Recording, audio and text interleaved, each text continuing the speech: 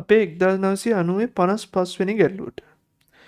මම පොඩින් කියන්නම්. මෙහෙමයි සමනෙන් දුනු ශ්‍රේණිගතව සම්බන්ධ කරොත් අපි හිතමු දුන්නත් දුනු තියෙනවා k දුනු නියතේ k වෙච්ච දුනු සෙට් එකක් තියෙනවා. මේ දුනු මං ගන්න මේ වගේ දුනු දෙකක් මෙහෙම සම්බන්ධ කරා කියලා. k දුනු නියතේ වෙච්ච දුනු දෙකක් මම මෙහෙම සම්බන්ධ කරා.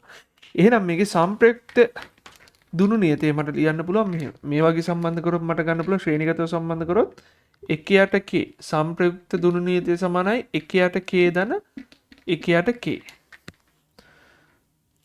හරිද?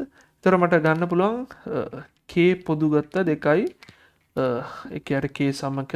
එතකොට k සමක ගන්න පුළුවන් k බෙදීම 2යි කියලා. k බෙදීම 2යි. ඒ කියන්නේ මෙයා වෙනකොට මේකේ සමකේ ගන්න පුළුවන්. සමකේ ගන්න පුළුවන් k බෙදීම 2යි කියලා. දැන් අපි මේක මේ ශ්‍රේණිගතව සම්බන්ධ කරලා තිබ්බාම හිතන්න අපි සමාන්තරගතව සම්බන්ධ කළා මේ වගේ තනි දුන්නක් හදාගත්තා සමාන්තරගතව සම්බන්ධ කළා. සමාන්තරගතව සම්බන්ධ කළා නම් සමකේ අපිට හොයන්න පුළුවන් මේකේ 1යි මේකේ 1යි එකතු කරලා. එතකොට 2යි k කියලා එනවා. හරි. සමාන්තරගතව නම් එකතු කරනවා. ශ්‍රේණිගතව නම් මේ වගේ 1යට k 1යට k එකතු කරනවා. හරි. එතකොට මේකේ සමකේ 2යි k මේකේ 1 බෙදීම 2. හරි. දැන් මම ඒ ඇසුරෙන් වැඩේ කරන්න යන්නම්. දැන් අපිට කියනවා මේ ට්‍රොලියකට ට්‍රොලියක් තියෙනවා. මේ ට්‍රොලියට මුලින්ම 12යි cms ඍණ 1ක ඍණ 2ක ත්වරණයක් හම්බ වෙනවා. මේ අවස්ථාවේදී ට්‍රොලියට සම්බන්ධ කරලා තියෙන මෙන්න මේ ප්‍රත්‍යස්තන්තු 3ක්. එතකොට මේ අපිට පේන ප්‍රත්‍යස්තන්තු 3ක් මෙහෙම සම්බන්ධ කරලා තියෙනවා කියන්නේ දැන් මම රූප සටහන මේ විදිහට මදින්නම්. මෙහෙම 3ක් සම්බන්ධ කරලා තියෙනවා කියන්නේ මේක සමාන්තරගතවනේ. සමාන්තරගතව සම්බන්ධ කරලා තියෙන්නේ. මං හිතනම් මේ දුන්නු එක දුන්නක නියතේ k කියලා ගන්න. එක දුන්නක නියතේ k කියලා ගන්න.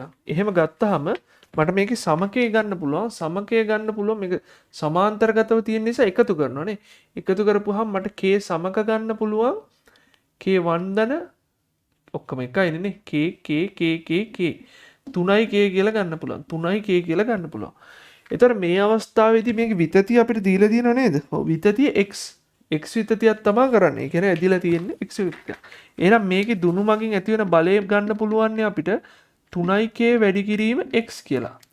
3k වැඩි කිරීම x කියලා ගන්න පුළුවන්.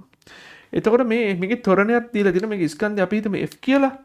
එහෙනම් අපිට ඒ ඇසුරන සමීකරණයක් දාන්න පුළුවන් f සමාන m අනුව m වැඩි කිරීම 12යි කියලා නේ. m වැඩි කිරීම 12යි. මේ දෙක සමාන නිසා 12යි m සමානයි 3යි kx. හරි. මම මේක මෙහෙම තියාගන්නම්. දැන් ඊට පස්සේ අපිට කියනවා මේවා ශ්‍රේණිගතව සම්බන්ධ කරනවා කියලා. මේවා ශ්‍රේණිගතව සම්බන්ධ කරනවා. ඒතර 1යි 2යි 3යි ඔන්න ශ්‍රේණිගතව සම්බන්ධ කරලා අදිනවලු. ශ්‍රේණිගතව සම්බන්ධ කරලා අදිද්දී අපි මේක දුනු සමකෙත් වාගමු. k සමකේ 1යට k 1යට k 1යට k අපිට එනවා k සමකය k බෙදීම 3යි කියලා. k බෙදීම 3යි කියලා එනවා. k බෙදීම 3යි කියලා එනවා සමකේ. මේ අවස්ථාවේදී විතතිය 3ix ලු. මේ අවස්ථාවේදී විතතිය 3ix ලු. එහෙනම් මෙයාටත් ලියමු. ඇති වෙන බලයට දුන්න මගින් ඇති වෙන බලය සමානයි k බෙදීම 3 වැඩි කිරීම 3ix. k බෙදීම 3 වැඩි කිරීම 3ix. 3ට කැපිලා ගිහලා f සමානයි මම මේක f2 කියලා ගන්නම්. මේක f1 කියලා ගන්නම්කෝ. f2 සමානයි k වැඩි කිරීම x කියලා එනවා. දැන් අපි අහන්නේ මොකද්ද? දැන් ට්‍රොලියේ ත්වරණය කීයද කියලා අහනවා. අපිට f2 මෙහෙම ලියන්න පුළුවන්. f2 ලියන්න පුළුවන් m වැඩි කිරීම ත්වරණය. දන්නේ නැහැ ත්වරණය කීයද කියලා. මේකේ ත්වරණය මම දන්නේ නැහැ. a කියලා ගත්තේ එකයි. මේක ස්කන්ධ එකමයි. නිසා මට m a සමාන කරන්න පුළුවන් නේ kx ට. මම මේක 2 කියලා ගන්න. kx ට සමාන කරන්න පුළුවන් නේ. ඊට පස්සේ මම ඉතින් ඕන්න 2 1ෙන් බෙදන්න මට දැම්ම උත්තරේ පේනවා. මම ගන්නම් 2 බෙදන්නම් 1ෙන්. එතකොට මට එනවා 12යි m බෙදීම ma සමානයි 3යි kx බෙදීම kx කියලා නේ. kx ට kx කැපිලා යනවා. m ට m කැපිලා යනවා. ඒ මේ පැත්තට ගිහම 12 බෙදීම 3. ඒ කියන්නේ 4යි ms ඍණ 2යි නේ. 4යි ms ඍණ 2යි. 4යි ms ඍණ 2යි. ඔව් ms ඍණ 2 නෙමෙයි cms ඍණ 2යි. තප්පර වර්ගයට සෙන්ටිමීටර්නේ දීලා තිබ්බනේ. තප්පර වර්ගයට සෙන්ටිමීටර්නේ දීලා තිබ්බේ. එහෙනම් 4යි cms ඍණ 2යි.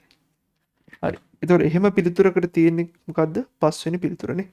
5 වෙනි පිළිතුර. අපි අයිලකට